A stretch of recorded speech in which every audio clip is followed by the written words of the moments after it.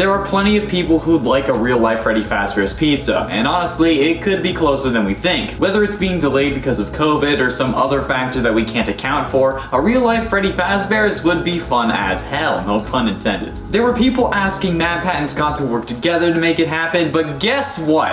I've come up with a strategy that could totally work, even if it may need some tweaking because it's the US and I'm working with like Canadian prices and laws and stuff, but it could still translate to an actual plan that can really work to get us a real-life Freddy Fazbear's Pizza, except hopefully without the murder and convoluted story that we don't totally understand. I even made a couple mock-ups so that this can actually happen. So, share this with Scott on Reddit if you want to see a real-life Freddy Fazbear's, and let me jump in. Firstly, location, right? The obvious answer here is to go with a closed Chuck E. Cheese location. Chuck E. Cheese recently has closed 34 locations across the US, with locations closing in California, Colorado, Florida, Georgia, Illinois, Iowa, Maryland, Massachusetts, Michigan, Minnesota, Missouri, Nebraska, Nevada, New Mexico, New York, North Carolina, Ohio, Oklahoma, Pennsylvania, South Carolina, South Dakota, Texas, Utah, Virginia, and Wisconsin. So, any of these locations could be used as a potential first location at the very least,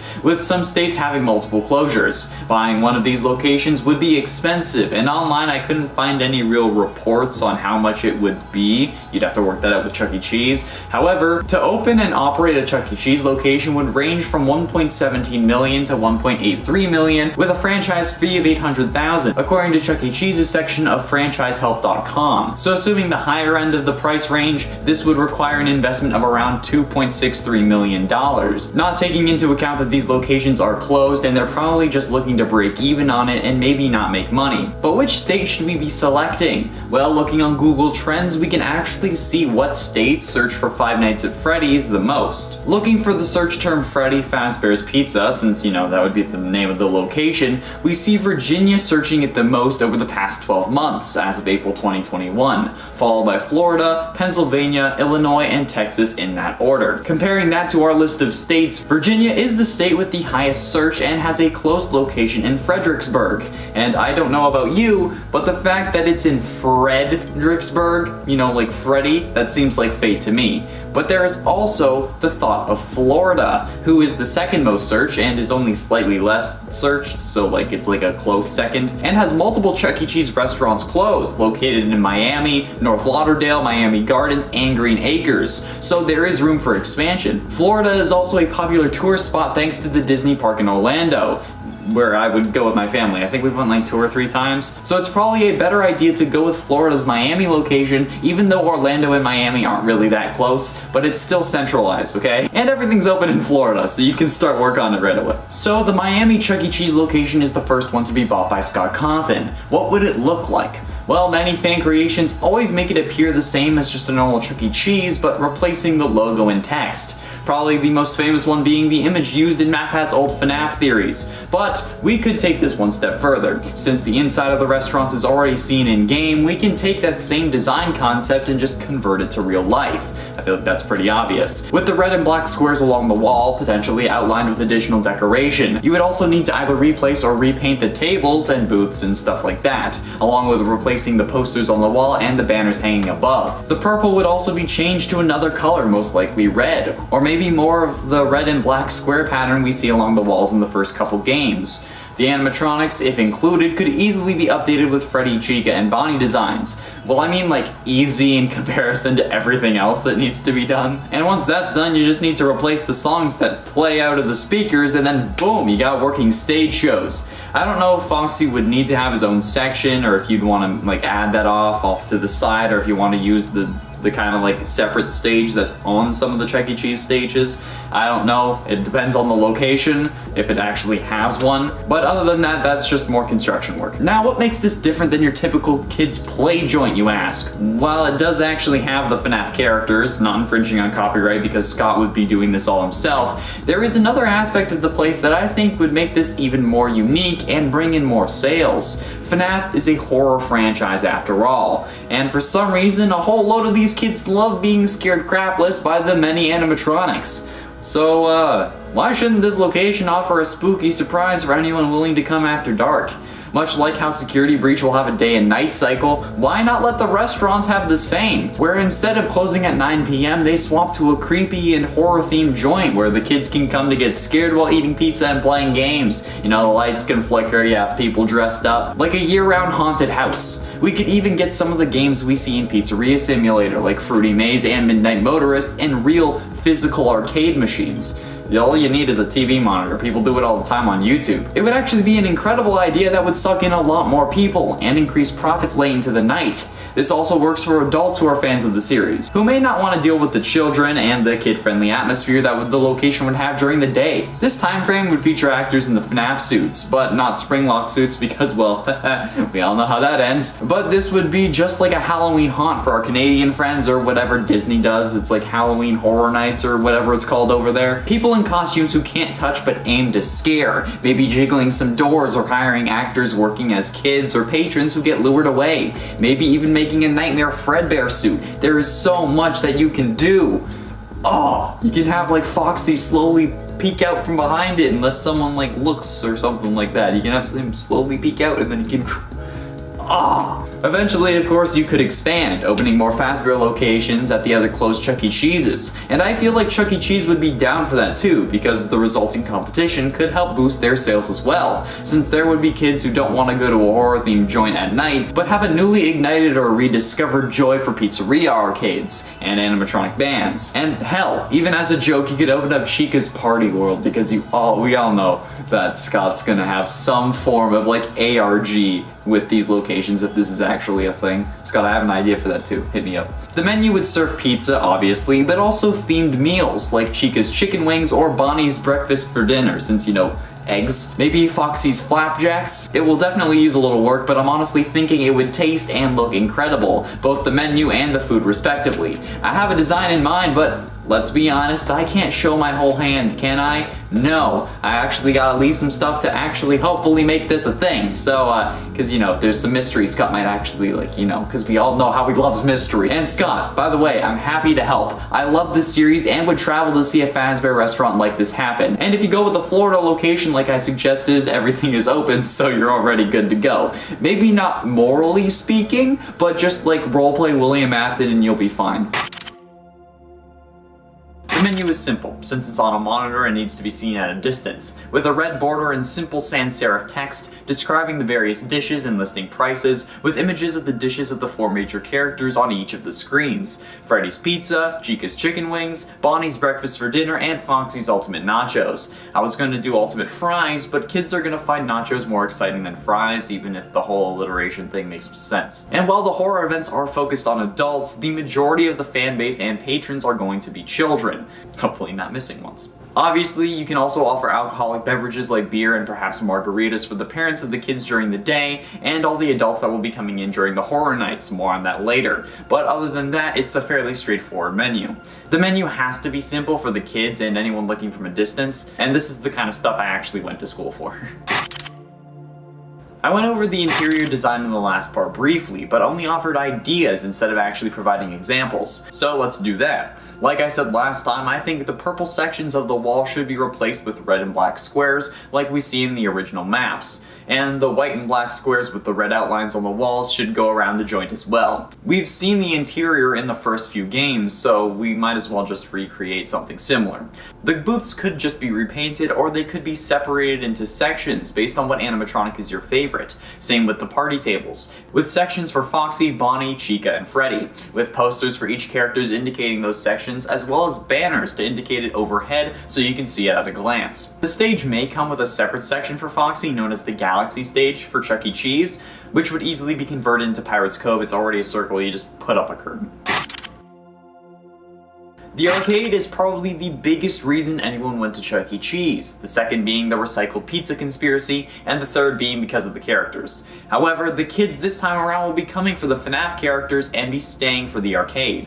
The arcade could be filled with the normal games we see at normal Chuck E. Cheese's: skee-ball, whack-a-mole, basketball, knock-a-clown, all the rest. However, the biggest showstoppers could be Fnaf-themed versions of these games. Whack-a-mole could be Whack-a-mini-rina, and Knock-a-clown, you know, the one where you like throw the balls at the clown or like you throw them at his teeth, could be Popping Balloon Boy's balloons. There could be a photo booth that puts a nightmare animatronic or Springtrap behind the people in the booth for a real scare, and you could include custom games like Fruity Maze, Midnight Motorist, and Security Puppet. There are plenty of people who've made their own arcade cabinets. Take this one from the YouTube channel I Like to Make Stuff. Bob does an incredible job. And all Scott would really need to do is code full versions of these games.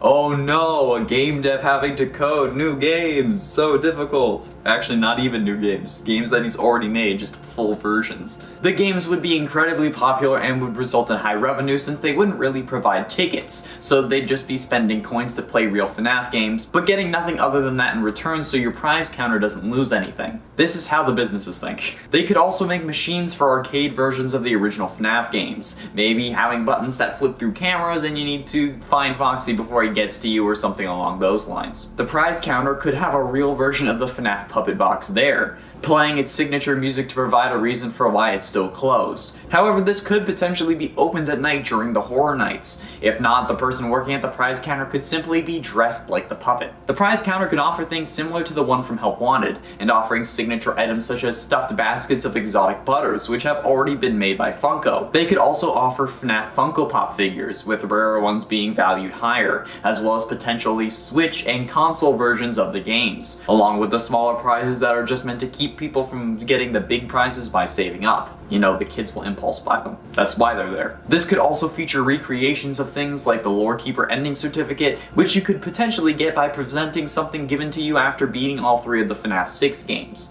You know, the ones in the custom cabinets I mentioned. There is way more we can talk about this, trust me. Now, the horror nights are what I find the most interesting out of these new ideas, with maybe these happening once or twice a week instead of every night like I said last time, thinking logistically and knowing that most people won't want to work all the nights. 9 p.m. would be when they would normally close, so instead, how about closing for an hour while the team sets up for a special treat for all who dare to return? The restaurant could be lit with black lights, revealing blood stains on the wall along with handprints and maybe some text written in blood, or paint that shows up under a black light, and not during the day. The lights in the bathrooms could be flickering, and most of the arcade machines would be off, aside from any that make loud noises, distract well, or could scare you. Skee ball, basketball, balloon popping for example, as well as any custom ones like the FNAF 6 Lore Keeper minigames, or if any of the 8-bit minigames from FNAF 2 were recreated. Obviously, they would include jump scares at the end. The food would be limited to whatever you wanted, probably taking away the breakfast for dinner, and you could have actors walking around in nightmare-themed suits, with the animatronics programmed to make sudden movements, since they need to move to keep their servos from locking up,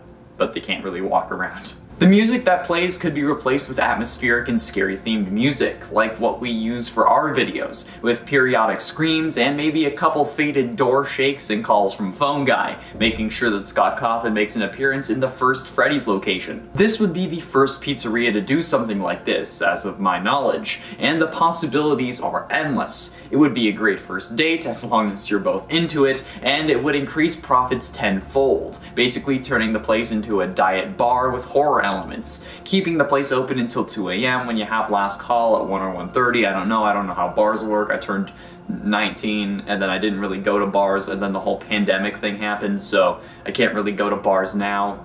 Yeah, I don't know how bars work. I could talk about cash flow and investments, but that doesn't really interest you, I'm sure. Well, first of all, let's get this out of the way instantly. If FNAF was real, it would be horrible. Just straight up. 5 kids would have gone missing on one of their locations, and the company probably would have closed down. But let's assume that people would still end up going, whether it's because they didn't believe the lies or thought that the government made it up, or because it's their choice, or because they were a YouTuber who wants views. Why are you looking at me like that? Well, assuming that people still went to the restaurant because perhaps maybe they vanished around the area instead of inside the place, what would it be like to live in a real Five Nights at Freddy's? For a kid, it would be pretty awful, but you also wouldn't know it.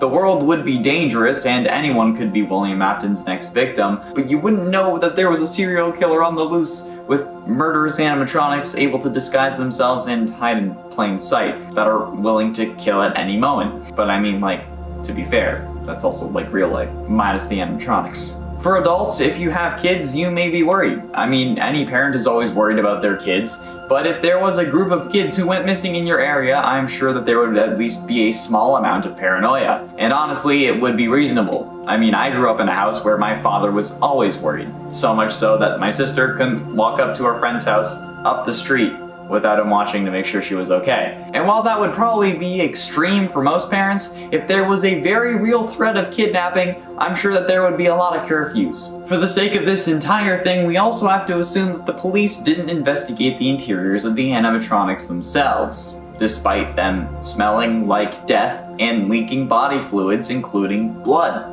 Since that's something literally anyone with common sense would check when investigating the disappearance of children and then learning that animatronics are leaking blood and smelling like a dead body. But what of the technology that we see in these games? Would animatronics that can alter their appearance be realistic?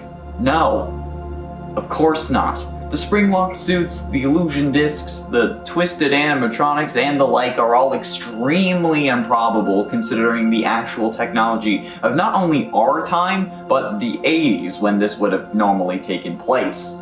At least, if we have a rough idea of the timeline, which honestly at this point, we could be totally wrong about the timeline. The technology in the games is so highly advanced that we have absolutely no idea what else they could have access to. They could have smartphones in the 80s for crying out loud. And if they don't, then William should have capitalized on that rather than murdering countless innocent kids, because he could have literally been a billionaire. The highly advanced technology would have to be disregarded in terms of the abilities of William Afton. So while this seems like a fight that nobody could really win, realistically, it wouldn't be as bad as we think, at least in those terms, since even Chuck E. Cheese, the closest thing to Freddy Fazbear's in our world, obviously, still only has the most simple robotic abilities known to man, despite the popularity of Five Nights at Freddy's and their ability to capitalize on that trend by taking some of those concepts, like the advanced robotics, not the dead kids, and then converting them into real life, because like the concepts in the actual pizzeria, not having kids go missing, like I said, that's a bad idea. Although based on comments left on previous videos, especially about how a real-life Freddy's would happen, there have been plenty of people that are willing to die, or more likely to go to Chuck E. Cheese if it was more dangerous for some reason. Y'all are weird. But one final query.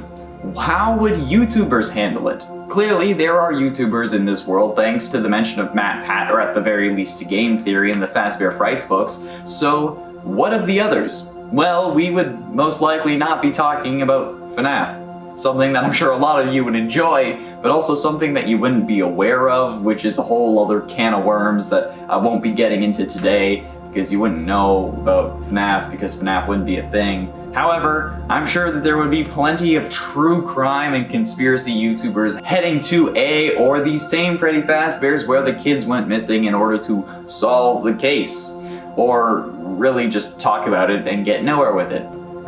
Sounds like someone I know. Since they don't have the clearance or the equipment to do an actual investigation, or on a potentially closed case. Shane Dawson would 100% have gone there for that same conspiracy theory video, and the psychic twins would definitely have showed up at some point and definitely sensed something, but not quite known what it was. Ooh. MatPat may have made a food theory video about it because he made a food theory video about Chuck E. Cheese, but the thing is, these YouTubers coming to investigate, would they be William's next targets? It's an interesting question because as far as we know, he's only killed one adult, and that was Henry. Every other victim has been a kid, so while they may be in more danger, there would clearly be a bigger issue in trying to deal with these YouTubers, especially if they get killed or die mysteriously shortly after visiting a Freddy Fazbear's Pizzeria. It would probably start some form of curse rumor that would only get more people to go there to try to solve that case. But how would Freddy's have dealt with the pandemic? Would they have made enough to survive the years of quarantine?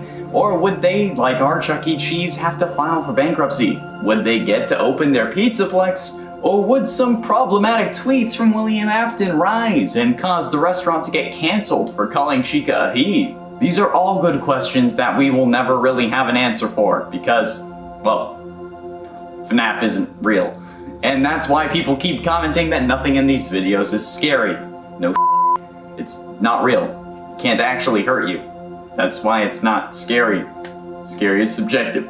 Just relax. Number 10. Fredbear's Family Diner. Fredbear's Family Diner was the original location before Freddy Fazbear's became a thing. Although, don't ask me exactly where it falls on the timeline, because honestly, that timeline is a mess, and it's somewhat unclear at this point what restaurants existed where and when along it. Although many members of the fanbase have tried their darndest to untie the tangled web, we don't know a ton about Fredbear's, but we do know that it was older and that Fredbear was the star of the show there. It likely had more of a rustic feel to it, despite still having animatronics. Number 9. Fazbear's Fright. I mean, not really a restaurant, but this still had probably all of the makings of one as a spooky yet semi-accurate replica of the original. Fazbear's Fright was created to be a haunted house kind of attraction showcasing artifacts collected from the real Freddy Fazbear's, and intended to profit off of basically all the negative press surrounding the family restaurant due to it being involved in multiple missing persons cases which remain unsolved. Even though they might not serve food like a standard restaurant would, Fazbear's Fright at the very least would have some kind of makings of a kitchen. We know this from the story What We Found that mentions the location, or a similar one at the very least, in the 8th Fazbear Frights book. There we learn that there is an oven that seemingly works. Unfortunately in that case. And I bet they'd have some kind of candy to munch on in the gift shop at least. Because you know people that are coming are gonna buy candy. Who doesn't want to buy candy? I guess people that don't like candy. There's gonna be a bunch of people now that are like, I don't like candy. And I'm like, oh man. I'm sorry you don't like candy. But also, get with it. Eat some candy, it's so tasty. Obviously I like candy too much. And friends, before we move on to this next spot, if you are loving this list and you want more lists like it where we talk about restaurants, I don't know if we could do a part 2 to this one because there's only so many of them, but if you like it, click like and we will definitely give you more content about the restaurants. Because yeah, we could do that. Number 8. Circus Baby's Pizza World. Like Fredbear's Diner, this is another location that we don't know too much about. Once again, we're not even really sure where exactly this one falls on that complex and confusing timeline. I feel like as well, the graph for that timeline would have like points going up and down and like intersecting. I just can't wait until time travel is introduced in this whole world, because I bet that's gonna happen at some point, and as soon as time travel's involved, it's gonna be a complete mess. Circus Baby's Pizza World involved a whole different cast of animatronics, and its main star was Circus Baby. I personally would love to meet Circus Baby in real life, as she is one of the only animatronics, I think, that can serve you ice cream. Like out of her, she could actually make the ice cream for you and serve it to you, which I really love ice cream, so I'm like way too hyped about that. You just might want to make sure you stay in a crowded area when spending time with Circus Baby or accepting any tasty ice cream offerings, just to be safe. Number 7. Freddy Fazbear's Pizzeria.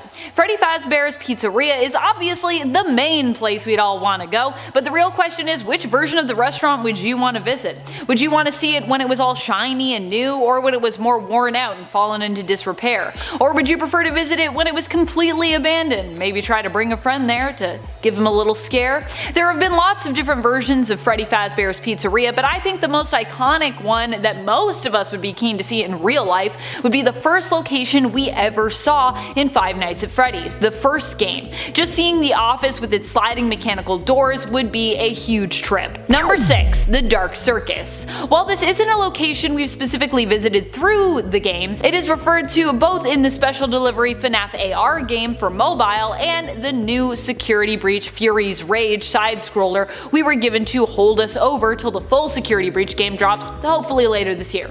Hopefully. The Dark Circus would likely be a circus event that you could visit, get concessions and merch at, like a normal circus show, but where probably everyone involved would either be dressed up as the Freddy's cast but twisted and more sinister looking, or would actually be animatronics themselves. I don't know which one is scarier, but both seem pretty intense. Number 5. Circus Baby's Entertainment and Rental. This one is also not a typical restaurant, but it sure would be a cool and creepy location to visit. I don't think I could bring myself to crawl through a vent, so not sure how much of it I would personally get to see, although I imagine any guests visiting for rentals don't have to crawl through vents, right? Or are any customers just delivered the animatronics like in special delivery?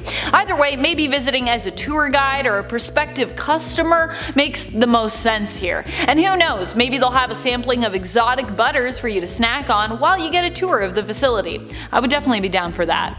Some tasty exotic butters. Number 4. Freddy Fazbear's Pizza Place. What if Freddy Fazbear's was a franchise? Well, if we had Freddy Fazbear's pizza places everywhere, we would get to find out.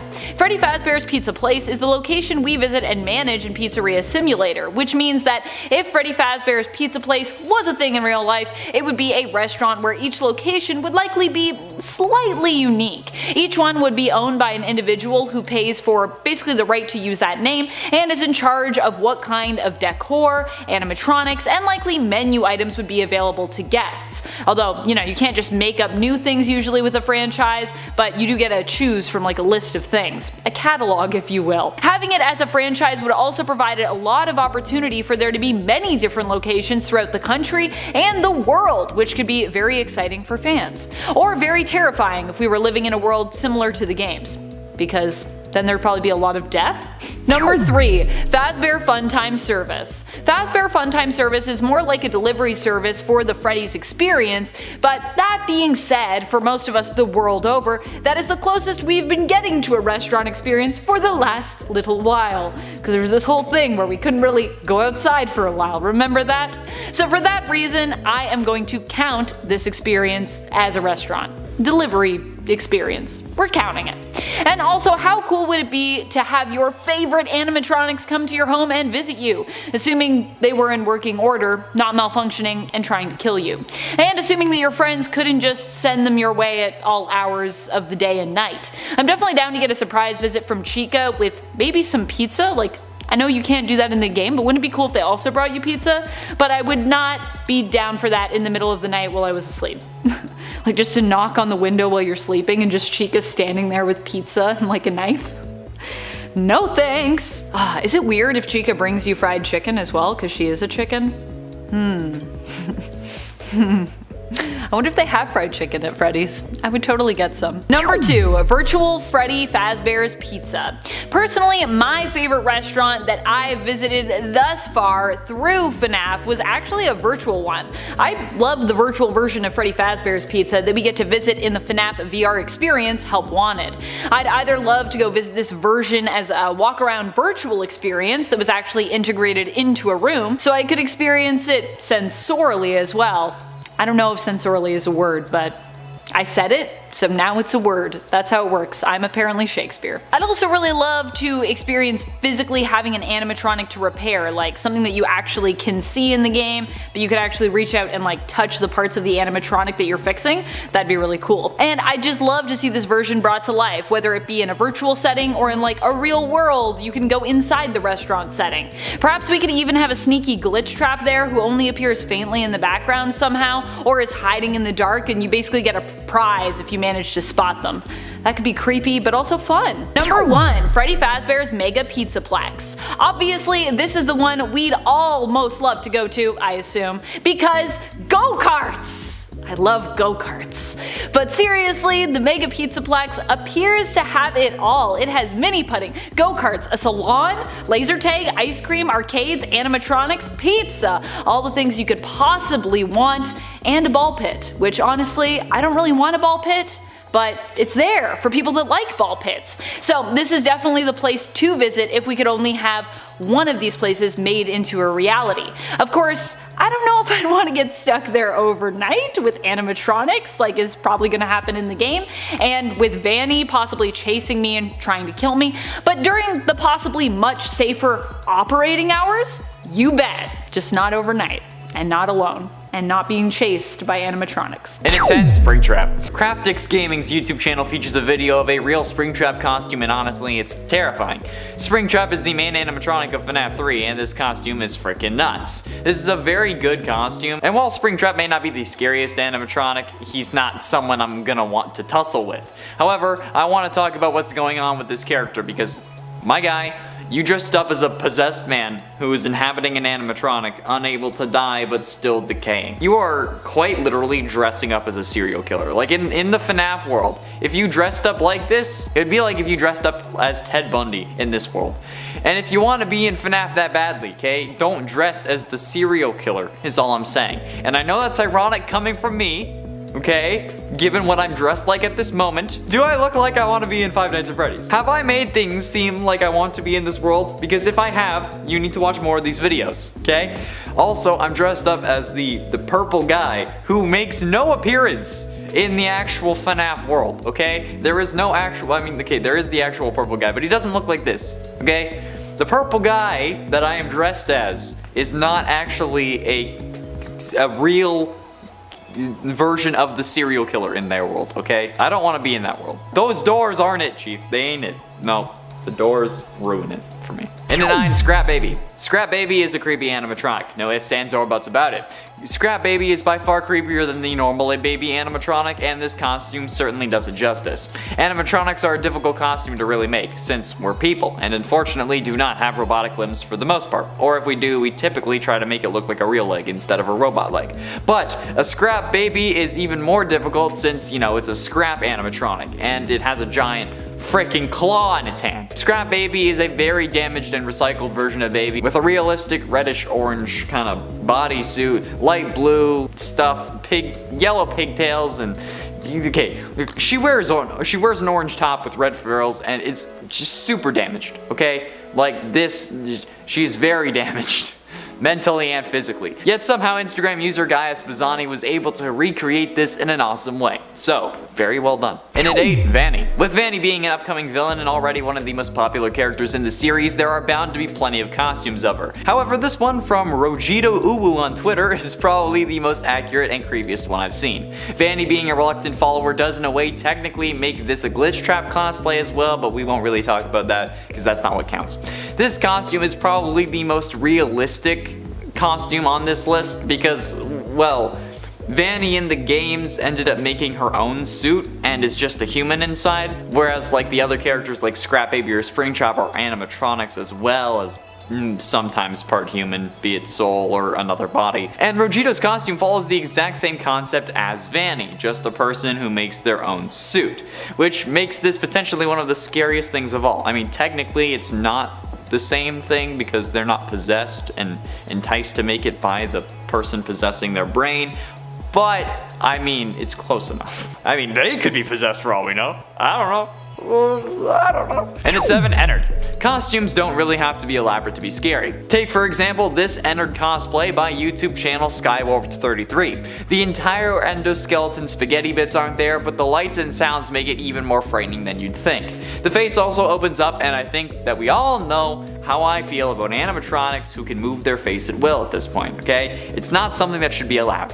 However, even without all the parts and the eyes, this Ennard cosplay is not something I would want to run into in a dark alley, especially not after that goddamn vent repair minigame. That caused me to have some serious issues, okay?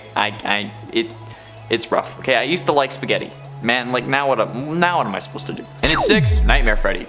Nightmare Freddy is one of the most iconic versions of the character, even if there are only 3 games that feature this guy, those being FNAF 4, Ultimate Custom Night, and FNAF ER. However, this Nightmare Freddy cosplay is insane, and in my opinion would have been our front runner for the Coupe de France cosplay competition that it was for back in 2017. The video was uploaded by YouTube channel Gorgon Geek, and this guy plays the robot thing really well, but as soon as he drops that microphone he goes into terror mode, and it's certainly something to behold. I would have enjoyed it if he had like the little frettles with him, but the moving mouth is certainly a nice touch, especially with the attempted jump scares they do in the video, because he just goes like ah and stuff. Like imagine if this guy had started twerking though. At one point I thought he was going to. He went to pick up the mic and I thought he was just going to start busting it, but no. I think that would have won them gold though. If you get this out of here. If you had started twerking, my guy, you would have won. I don't know what place you came in, but if you'd twerked, you would have won. Halfway through into number 5, Buff Helpy. Okay, this may not be a cosplay, but Buff Helpy is probably the most disturbing non-cosplay character I can really include on this list. If you didn't already know, Buff Helpy is a meme that was created on a Daco FNAF meme review video and has ever since been haunting him and the rest of the community. Don't get me wrong, okay? I love Helpy.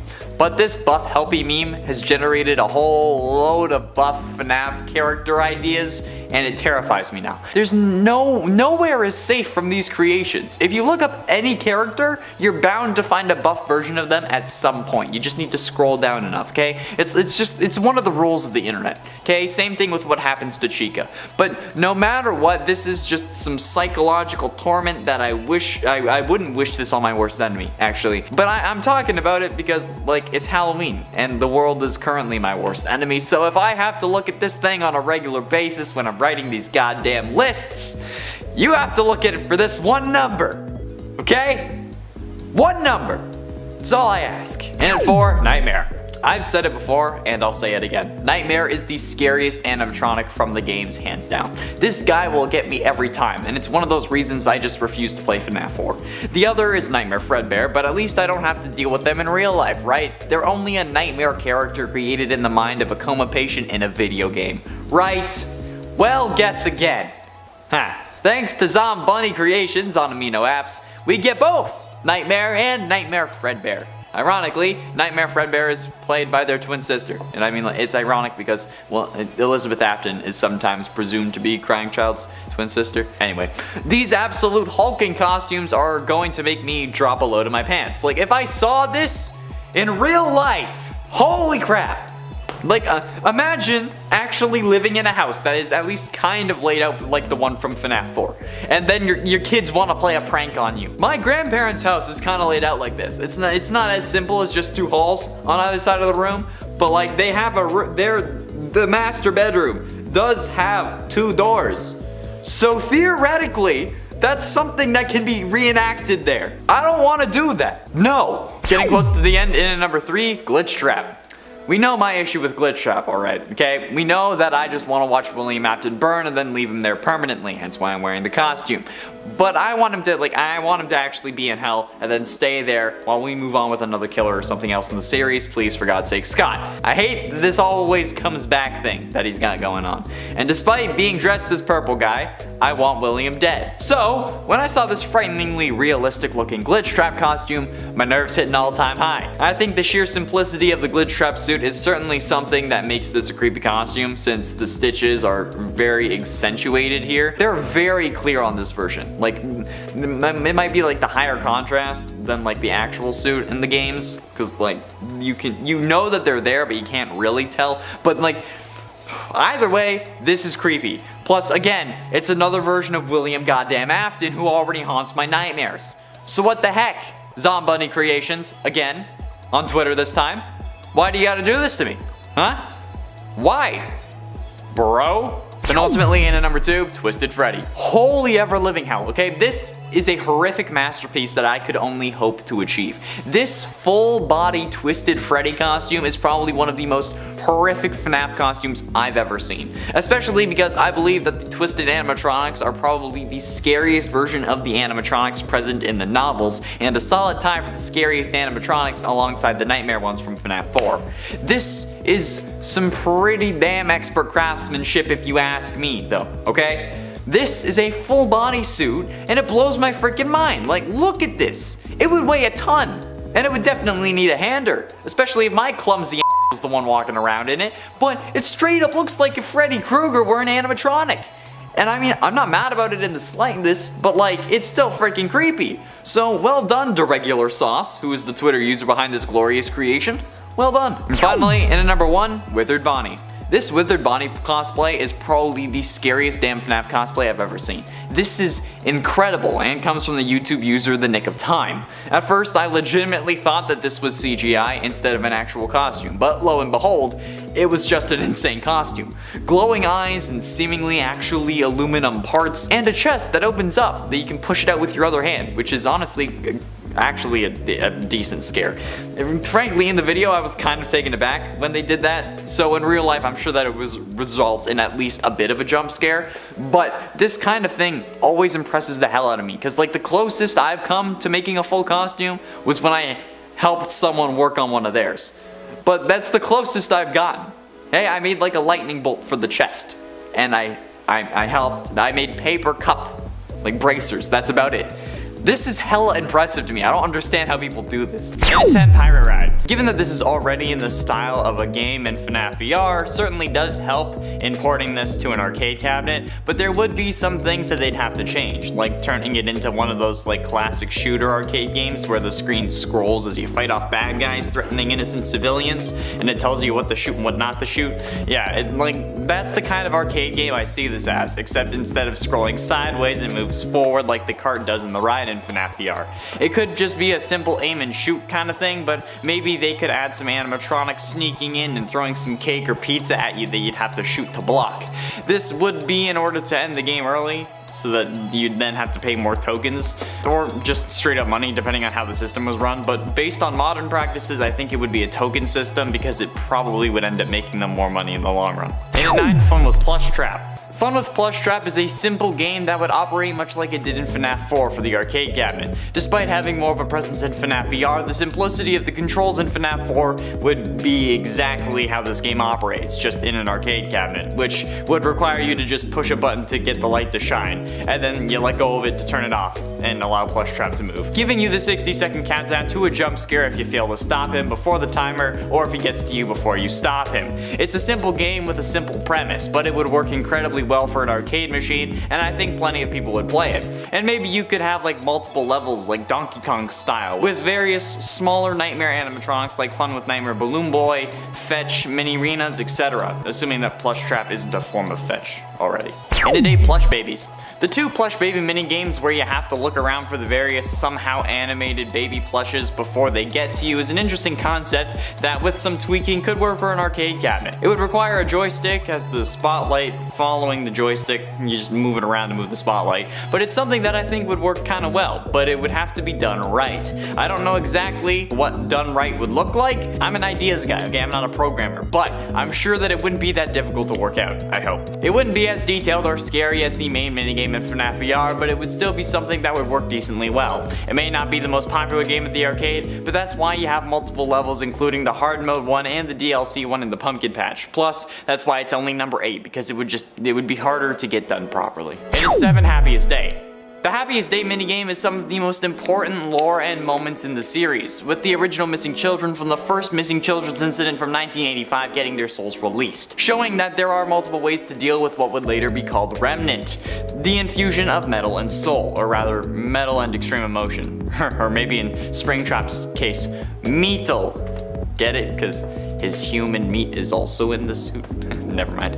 Either way, the Happiest Day minigame is not a simple one-shot minigame. There's some build-up to it. It's like the main story of Fnaf 3, so seeing those various minigames and glitches come together into a single arcade cabinet would be a beautiful sight. Almost as beautiful as Glamrock Chica. I mean, as my idea for a real Fnaf pizzeria, which you should go totally watch, by the way. It's in one of the corners. I don't know which one anymore. And at 6, Claw Machine. This is pretty dark, but you people seem to love that kind of thing. So what about a claw machine that was designed to be Baby while she was grabbing Elizabeth? Is that too far? Like a claw machine that's built to look like the baby animatronic on the outside with a window on the stomach where the claw would come out. And that's where the claw machine is. I think that would not only be a fun way to make it a FNAF themed claw machine, but it would also be dark as hell, and I love that kind of thing. Plus, it's about a fictional death, so it's not really distasteful. The idea also stands that this is something out of the box for this list, and I wanted to see what you thought about it, rather than just ranting on about the various minigames in the series for 10 minutes. However, it's time to get back to that, so moving on. Halfway through into number 5, Corn Maze. Corn Maze is one of the most stressful games in all of FNAF VR, compared only to the likes of the hallway from that very same DLC. Corn Maze revolves around you walking through a maze made of walls, not corn, for some reason, in search of colored keys. These keys unlock their respectively colored gate and result in you winning. However, Grim Foxy is chasing you and he always knows where you are.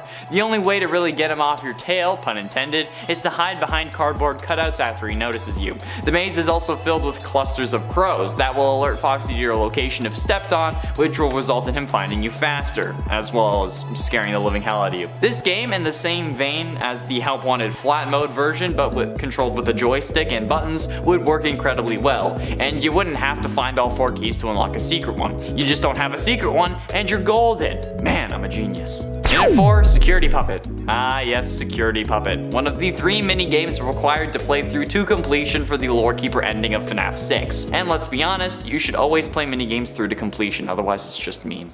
The Security Puppet minigame was pretty simple. Keep the assigned child away from the exit. However, the only catch is that there was no assigned child until the 3rd time booting up the game, where the child will already be outside, thus you failing. We know that this child is Charlie, who goes on to possess the puppet, and this was the only time we've seen a kill from 2 different angles. However, a game kind of like a Where's Waldo kind of thing with security bracelets seems like a wonderful and simple idea, especially when we know what the character is really trying to prevent. Would there be a green bracelet character, or would we only be looking for the green band?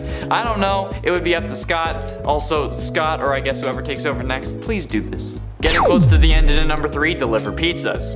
The mini game that opens Fnaf 6 isn't like anything else we've seen. Okay, well, it's kind of like Take Cake, but this time you're throwing pizzas at kids' screaming faces, and honestly, I love that idea. The fantasy of throwing a pizza in the screaming kid's face has been present ever since those little buggers in my old building bounced their basketball off my door and made my dog go absolutely nuts. But even without my secret thoughts, this would still be a fun arcade game, and I'm not letting you fight me on this. The difficulty of the game was already defined even before the real Fnaf 6 started, and it was cool. But then throw in added difficulty of it being a full game and you have a whole new experience.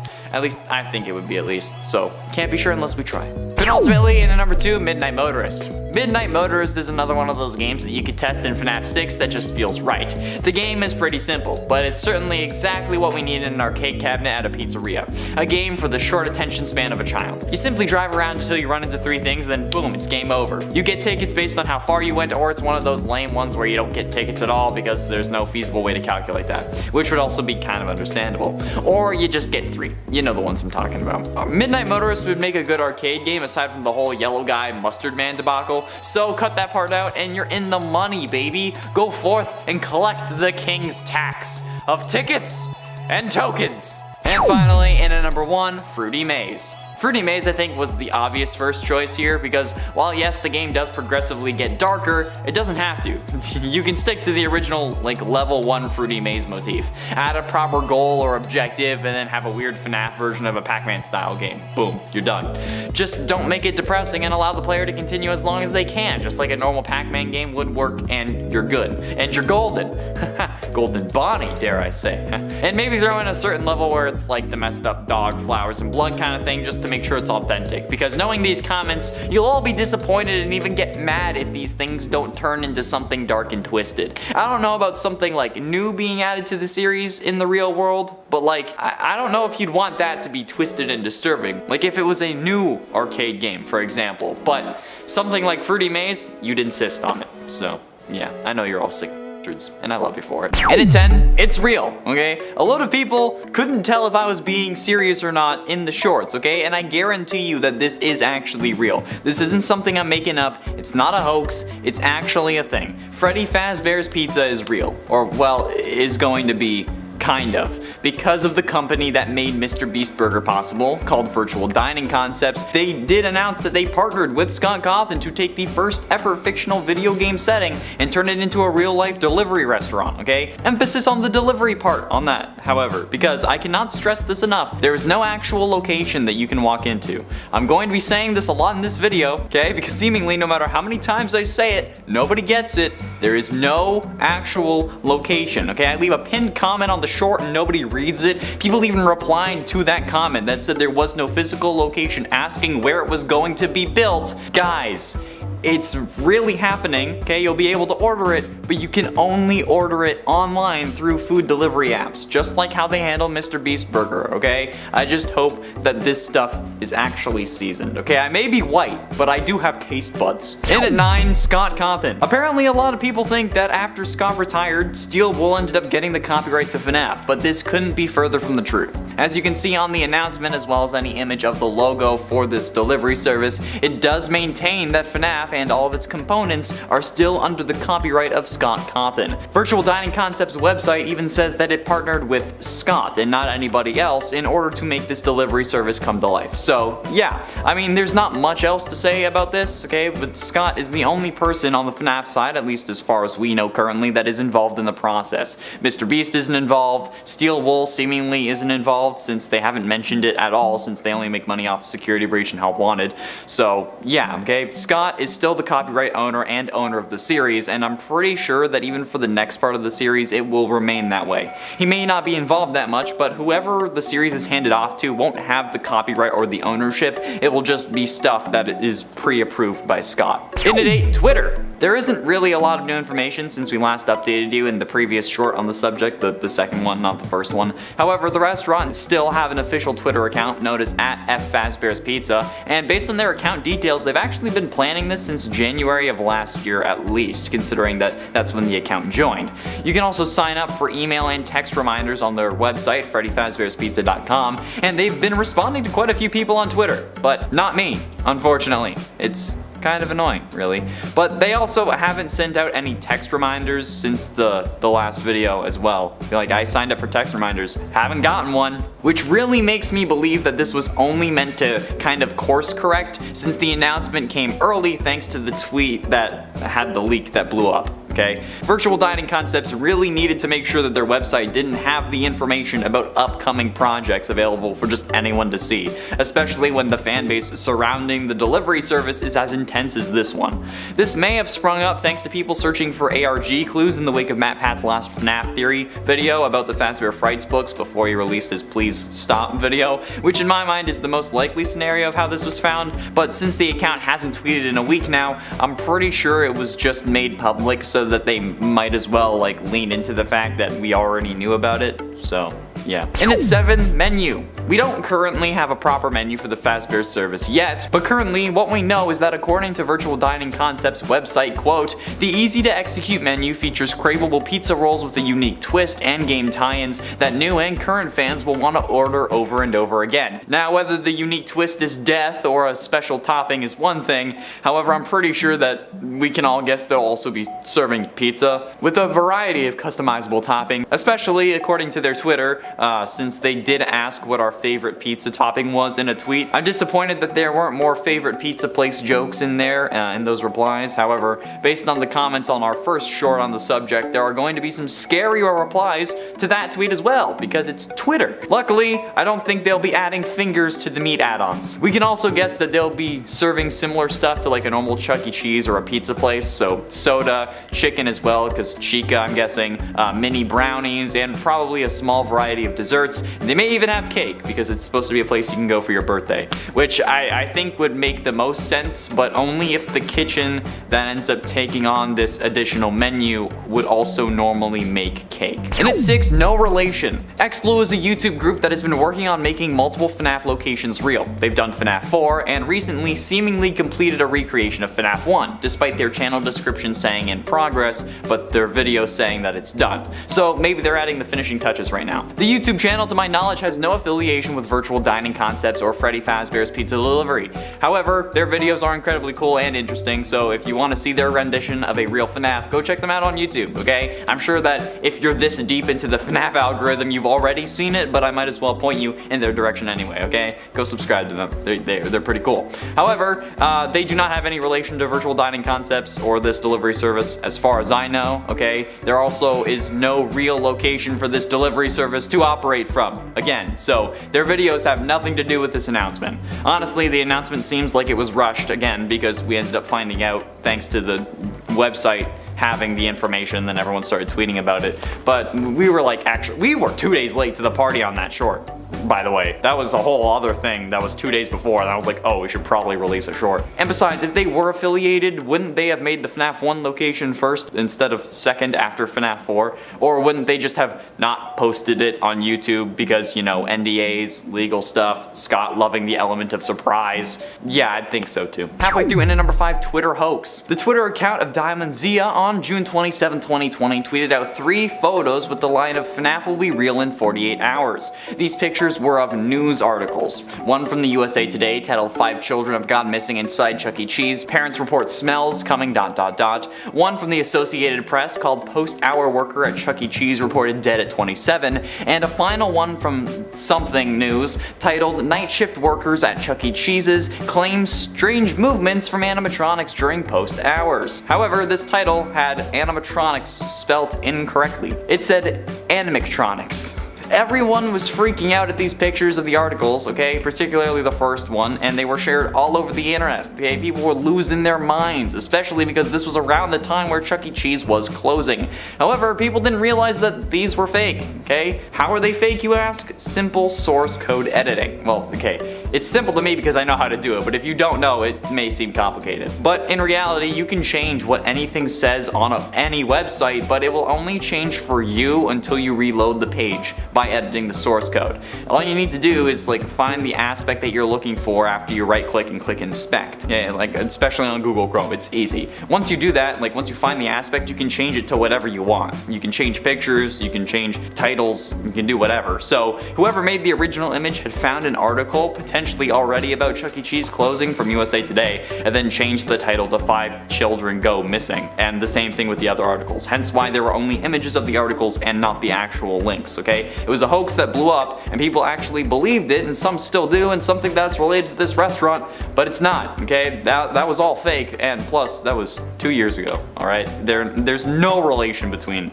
those at all. In at 4, no animatronics. Guys, I cannot stress this enough. There is no actual location, meaning that there won't be any animatronics that you can meet, unless your Uber Eats driver wants to go the extra mile and for some reason has a spare FNAF costume laying in his trunk or in his backpack. I don't really think it's gonna happen, and you know what, if they do have a spare one, that's gonna be questionable. Obviously things can change, they may have a uniform or something to give to the drivers, but I can pretty much guarantee that that's not going to happen. Yeah, especially not like that, okay? If Mr. Beast even doesn't do that with Mr. Beast Burger, and it's Mr. Beast, I don't think that they're gonna be doing it for anyone else, okay? Sorry guys, but you won't be meeting any actual animatronics unless some seriously hardcore drivers go all out, or there's some secret ARG element that Scott plans on including that we have no idea about, okay? But also, that's not me saying that there is an ARG. I don't fully believe that there is, but the appearance of a Freddy Fazbear's delivery service after the community had been told that no non-official business would participate is very sus in my opinion, okay? Scott is a sussy baka, all aboard the sus bus. Plus, it said that the pizza rolls are gonna have game tie-ins. So, unless that's a name, that's additionally sus. Dude, it's like I'm seeing this delivery service vent all over Skeld. And at 3, therapy. Some of these comments make me really think that there should be a group fund for FNAF fan therapy sessions because, dear lord, I make a lot of jokes, okay? But I hope that these comments are jokes or supposed to be funny because, fingers as toppings? You want to watch the bite of 83 or 87? What the actual The comments on our first short about this delivery service, ignore me pronouncing first wrong, are very concerning if anything is supposed to be real. Okay, this is a part of why Scott kept saying that he wasn't going to make a real FNAF. And I think that this is the best way that he could compromise to make it happen for the people who were good and wanted it, instead of, the people like this. Why would he want to make an actual location if people keep commenting stuff like this? Seriously, I feel genuine concern for you if you're being serious about wanting to possess an animatronic. Yeah, be a fan of the series and love the series as much as you want. Don't sacrifice your life to try to make the series real. Okay, that's not a good thing. Look at all the bad things that happened in the series. Plus, possession isn't real, especially in the same way that FNAF's possession works, okay? That's entirely fictional. And besides, there is no actual FNAF restaurant or location for you to go to anyway, so please stop commenting it, at least on our videos, so I don't have to see it. Ignorance is truly bliss. Penultimately, and at number 2, no Mr. Beast. I've seen a load of comments about people saying, why would Mr. Beast do this, or making jokes like Mr. Beast is gonna do a whoever kills 5 kids first gets $1 million video, but Mr. Beast has no affiliation with virtual Virtual Dining Concepts, which is the company making this delivery service possible, okay? Mr. Beast doesn't own it, he doesn't have any stake in it from what I know, he has nothing to do with Freddy Fazbear's Pizza Delivery. I don't want there to be any issues that come up because people think that he is affiliated with this, okay? Jimmy has nothing to do with Freddy's. He only has affiliation with Mr. Beast Burger, which was also made possible by Virtual Dining Concepts. Me introducing it like that was just that you know that it was real. The company that made Mr. Beast Burger possible also is making Fnaf possible. The two aren't related, except just because the company made both happen. I don't know if that makes you disappointed or happy about it, but there is no connection to Mr. Beast whatsoever unless they end up sponsoring him for a video so that they can like get the word out even more, or so that he can make like a version of the restaurant for a video and invite FNAF tubers or FNAF fans over for a chance to win it in a similar fashion to how he invited people over to win a chocolate factory. But even if that video does happen, it will only be a sponsorship deal and not an actual partnership, okay? It's like just like when YouTubers get sponsored by Raid Shadow Legends, okay? It's just a sponsor. We don't have any stake in Raid, okay? It would only be a sponsorship deal, okay? And the location that he would make wouldn't actually be a restaurant. It would only be used for that video and then it would be dismantled. Possibly even in the same place that he built the chocolate factory, assuming that he's renting like that unit or owns it. And finally, in at number 1, delivery service. I cannot emphasize this enough, okay? I saw a lot of people commenting saying that there's a real location finally, or asking where it is, or why would they do that? It's not that kind of restaurant. It's not a restaurant, it's a delivery service. Just like how you can't actually walk into a Mr. Beast Burger, there will be no physical location for you to visit. The whole point of Virtual Dining Concepts is that existing kitchens have the ability to make these, and they can opt in, turning them into outlets for these recipes. Like when you order Mr. Beast Burger, there is no actual Mr. Beast Burger restaurant. It's something that like a Wendy's or something is like making the food either in their kitchen or in a food truck on their property, but you can't actually like go up to that food truck and order. It will be the same concept for this place, okay, but with places that already serve these kinds of food. As it says on the Virtual Dining Concepts website, quote, "Don't change who you are. We have brands that fit your current kitchen, suppliers, and way of working." So there is, and most likely will not be, a real Freddy Fazbear's unless Scott intends to make it like a 2-week special location in the future for potential lore or whatever, okay? But there is none at the moment, and there won't be when this launches. You just order this on food delivery apps, okay? No. And 10 mini arenas. Why are the mini arenas so damn creepy? Like, they're not scary per se, but they literally tear Ballora to pieces, so that's something, at least. Like, the mini arenas are basically the robotic version of those kids, like, in your neighborhood that are always screaming or causing trouble at all hours of the day.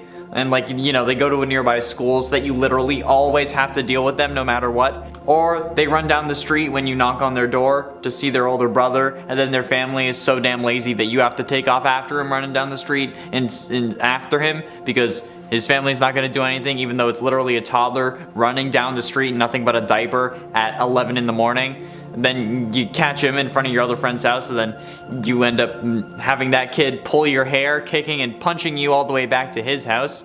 At least he wasn't screaming, because then you might have gotten arrested. Then they don't even thank you.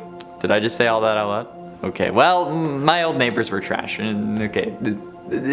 That's a story for another day, but that's what the mini arenas remind me of, except they can kill me or stuff themselves into my body while I sleep in order to escape their underground storage facility, and I don't think that kid was gonna do that. In at 9, Circus Baby.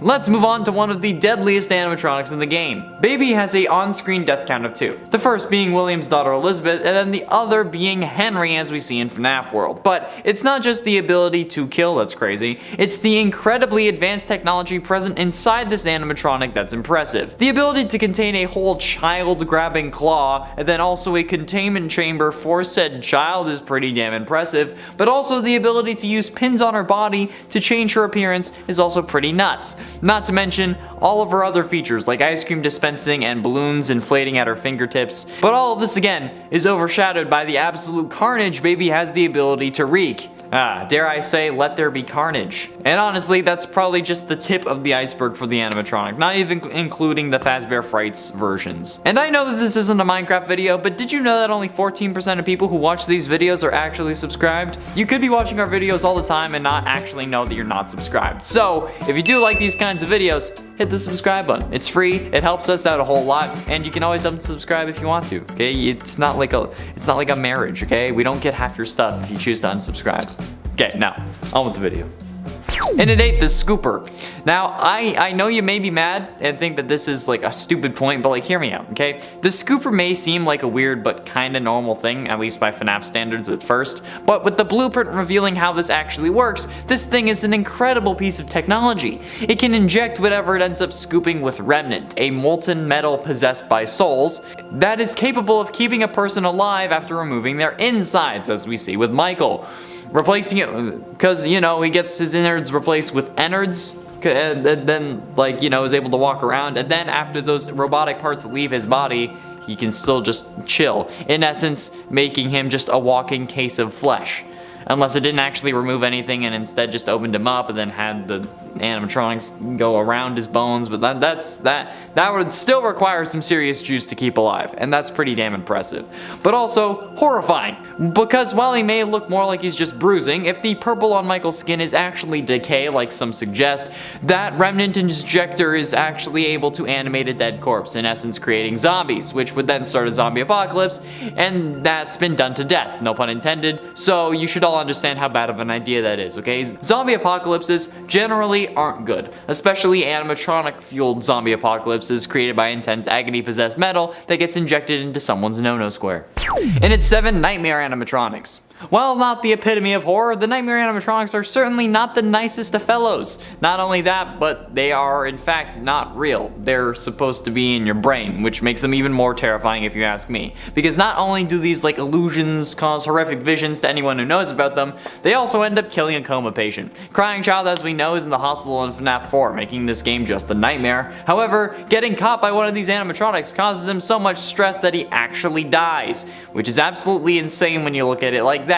These are so scary to him that it gives him a legit heart attack, or just makes his heart stop working entirely, since we know that's what happens instead of brain death at the end of the game, thanks to the flatline at the end, which is horrible and incredibly sad, but also terrifying. And at 6, the Twisted Ones. Well, the Twisted Ones do certainly seem to live up to their name. The Twisted animatronics are these horribly disfigured creatures that get no love from their mother, unlike an ugly duckling. The thing is, these don't grow into swans. Instead, they use another bit of tech that I'll get into later to disguise themselves. They also dig deep into the ground and wait until the middle of the night to crawl out and then take kids who wander away from their mommies.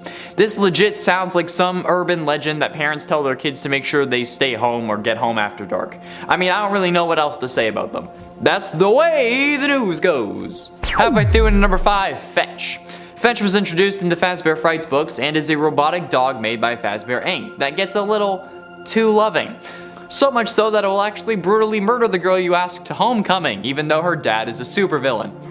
Sorry, Peter, but at least you won't have to feel bad about sending your dad to prison. Either way, a robotic dog that will kill anything you love is absolutely terrifying and should be taken care of as soon as possible. Like, this is why you spay and neuter your animals, people. That's why The Price is Right would always say that. But in all seriousness, could you imagine if this thing was real? Like, if you randomly started getting texts from a robotic dog that followed you home, that instead of bringing you dead birds or squirrels, instead brings you the bloody arm of your crush.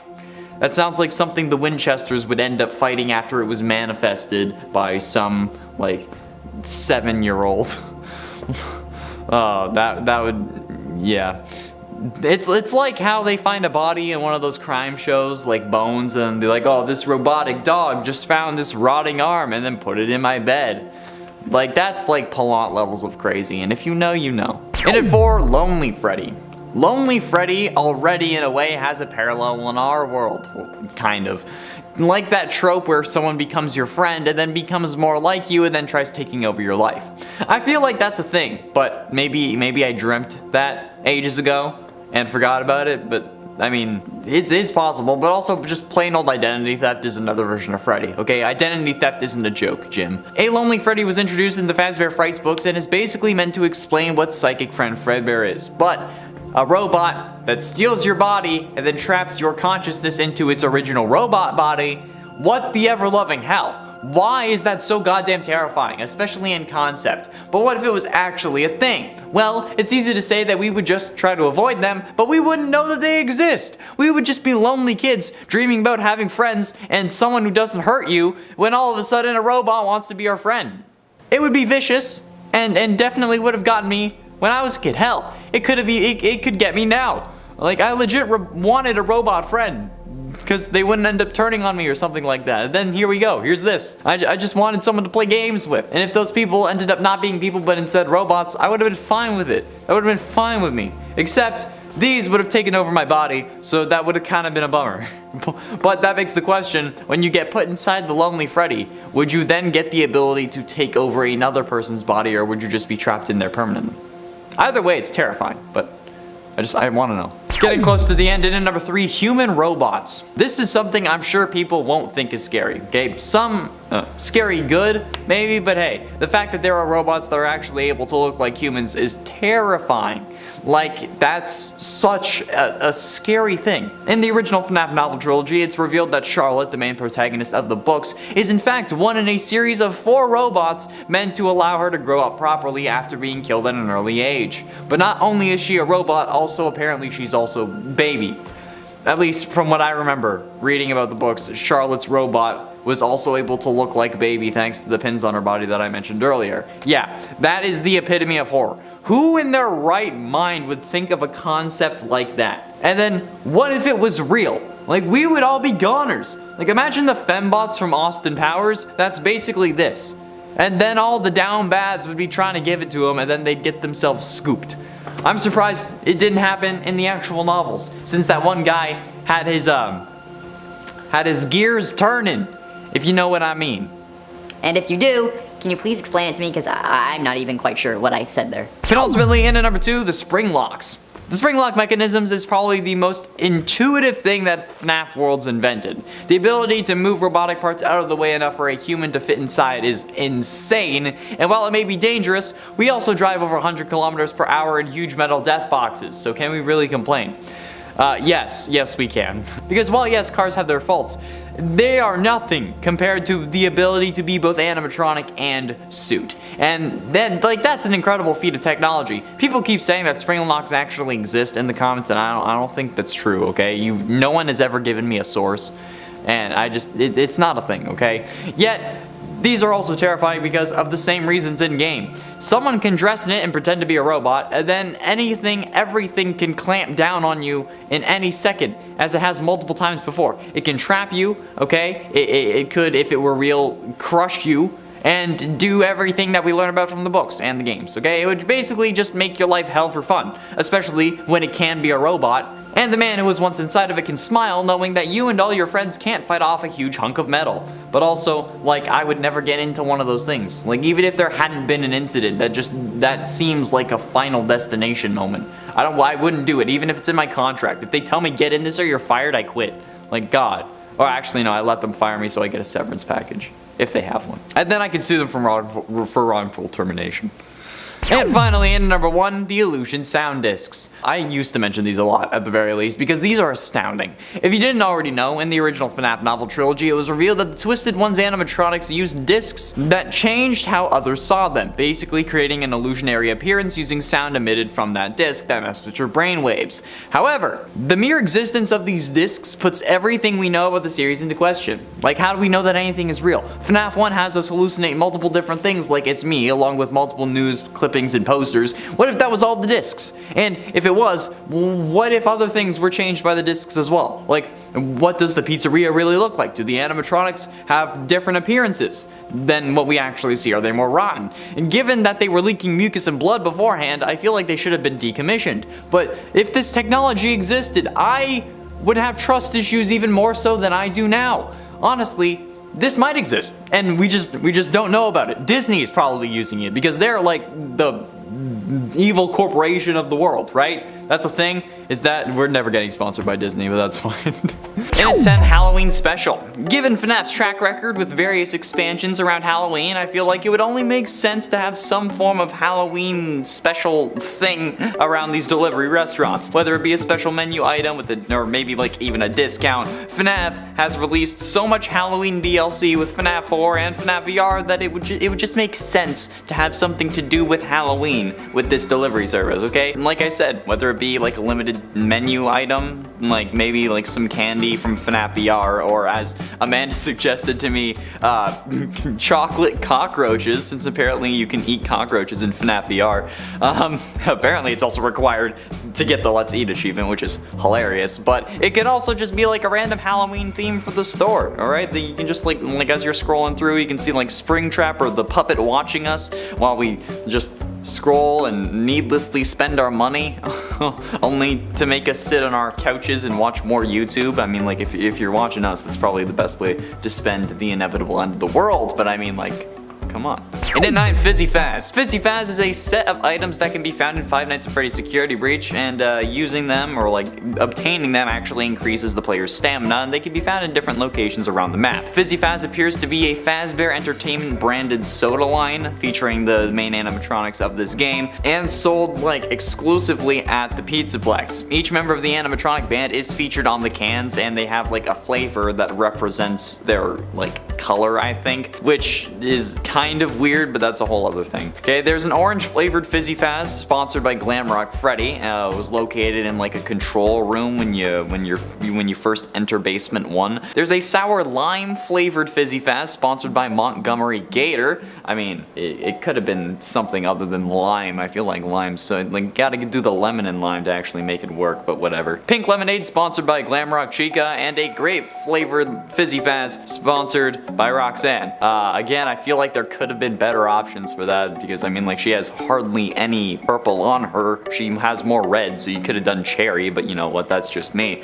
But having those cans or even just that kind of branding available on the app would be pretty sick, even if it's just like in the style of like those Funko soda cans, you know, like that have the figure inside, or maybe it's just like a beer cozy or something. That would be fun. And at 8, themed meals. Just like how McDonald's has like the Happy Meals, Freddy's could have some form of themed meals as well, whether they be based on the games or on a favorite animatronic. I think that there would definitely be some form of like pizza, it's like a food theme that you can order, especially with the pizza. If there aren't like different combinations for the different popular animatronics, I'm gonna be mad, okay? I need to be able to order Chica's favorite pizza mashup, okay? I need the Freddy Fazbear Meat Lovers, or maybe the Monty Gator Meat Lovers, because he's a crocodile, and the crocodiles are meat. You know what I mean, okay? The Freddy Fazbear one might have like anchovies on it, because like he's a bear and anchovies are fish, you know? I think it would certainly help make this place feel like more of a Fazbear delivery service than just another pizza restaurant, okay? Like how Mr. Beast has like the whole like Carl's grilled cheese or like the Chandler burger on his store. Yeah, this is that kind of concept, except it's just themed for animatronics instead of people. And at 7, the Sun and Moon Drop Candy. The daycare attendant is a sun and moon headed animatronic themed thing, creepy dude that is consisting of 2 personalities that share the same vessel in Security Breach. The character is like a mascot for 2 candy brands though, and they go by the names of Sunny Drop Energizing Candy and Moon Drop Sleepy Time Candy. These candies are actually how we figured out the name of the animatronic, but the animatronic, like he chills out in like the daycare, which is a whole other like question, but then as soon as the lights go off, the moon shows up, and it's unknown if moon is activated when the lights go out in the daycare specifically, or if it's just when the area around him is dark. But however, being able to order the candy would actually be kind of cool. It would be a great addition to the app. I mean, it wouldn't really be like, it wouldn't actually be energizing or sleepy candy, because I mean that's just caffeine and melatonin pills. But even if it's like just branded hard candy, I feel like it would be kind of a cool addition. It would in essence be a form of collector's item because of that,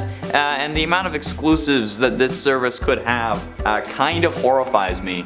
As someone who is constantly broke, the amount of exclusives, this is gonna be costly. I might have to give up literally my apartment for it. And it's 6 toys. There are so many toys in the FNAF universe that I don't even know. I don't even need to talk about security breach in this sense. In FNAF VR, there are a ton of prize counter items, okay? In this game, prizes are unlocked at the end of the levels, okay? The player will open a present with a hand crank. It's kind of similar to a Jack-in-the-Box thing. Then you'll receive a random prize or a jump scare. There are 105 separate prize items in Help Wanted, and 70 of those are not food items. Even if we went to like the action figures only, much like how McDonald's and Burger King gave out or used to give out toys, the Happy Meals, maybe like the Fazbear delivery service could do the same thing, but not a Happy Meal because, you know, copyright. I don't quite know how it would work. They would need smaller versions of those action figures and whatnot, and I feel like it would be a lot, but it would be a little something extra for the kids who wouldn't really be satisfied having just FNAF branded food, which I mean is understandable. Like, you don't buy food, you rent it. Am I right, fellas? Just me? Okay, well, I don't really want to keep a greasy branded pizza box around my apartment as a memory, okay? So like, an optional toy would be a good idea. I also have no FNAF merch aside from that one shirt that I can't find anymore, so yeah. Halfway through into number 5, exotic butters. Exotic butters. Exotic butters. Cringy white guy aside, despite the terrifying ships involving exotic butters with other characters, yeah, sad to say I'm not exaggerating that. Exotic butters X entered is a real thing. Go watch the video. It would still be nice to have an exotic butters joke somewhere in this delivery service. Maybe a certain dish or category of food is made with quote-unquote exotic butters, or maybe they just like sell sticks of butter that are imported from somewhere else. I mean, it would be absolutely hilarious. They could also just do a thing where like you're ordering a basket of bread or whatever, but instead send exotic butters, like kind of like that scene from Sister Location. Or since that would probably cause some issues with people who don't actually understand the joke, maybe just like an April Fool's Day joke thing where like every time you click on a menu item it just says you're ordering exotic butters. I don't know, they may lose business that day, but it would be hilarious, and I feel like Scott doesn't really care about making money, so who knows. I don't quite know how it would work, but I mean, exotic butters is such a low-hanging fruit at this point, and I didn't think about it until Amanda reminded me, which is kind of sad. And for branding, I think that the appeal of this delivery service isn't going to be the food exactly, okay? It's going to be the fact that you're ordering from a place known as Freddy Fazbear's, and that's really the whole driving point behind this business venture. That's what it is, okay? Honestly, the only reason people order from Mr. Beast Burger is because they like Mr. Beast and or want him to notice them, kind of like tier 3 subs on Twitch. Yeah, despite it being a very, very low possibility, because, you know, it's Uber Eats, you still try. And before you tell me it's because you like the food, that seems impossible to me. I mean, unless Mr. Beast Burger is different in the States. Okay, I've ordered it twice and maybe got a couple of the most disappointing meals I've gotten on a delivery app, okay? The worst one was when the driver put my pizza box upside down, but like that's not the point. My point is that if people are going to order Fazbear's, it's going to be because it's Fazbear, okay? Even if the food isn't great. So driving home the branding and making it really good and iconic is going to do a lot for them in the long run, especially after the novelty wears off when it first releases. Trust me, okay? I went to school for this kind of thing, so I have a pretty good idea. Plus, also, have you seen this channel? Branding things with Fnaf is kind of my thing. Getting close to the end into number 3, good food. However, personally, I would like to see actually good food come out of the delivery service, but I'm gonna be honest, I don't really have high hopes for it. I am pretty skeptical, mostly because they're just menu items that the restaurant that is doing this will also start making, and since the quality of those items is only associated with the virtual dining concept store, being Fazbear delivery service, instead of actually the restaurant that's making it, they can probably get away with slacking. Since if the quality of, let's say, your Mr. Beast Burger isn't the greatest, I'm thinking, oh, I'm not going to order from Mr. Beast Burger again, despite it being the Wendy's that made it. So in my head, I'm like, yeah, I can order from Wendy's, but let's avoid Mr. Beast Burger despite them being literally the same kitchen. Do you see what I'm saying? So, like, I'm hoping that these restaurants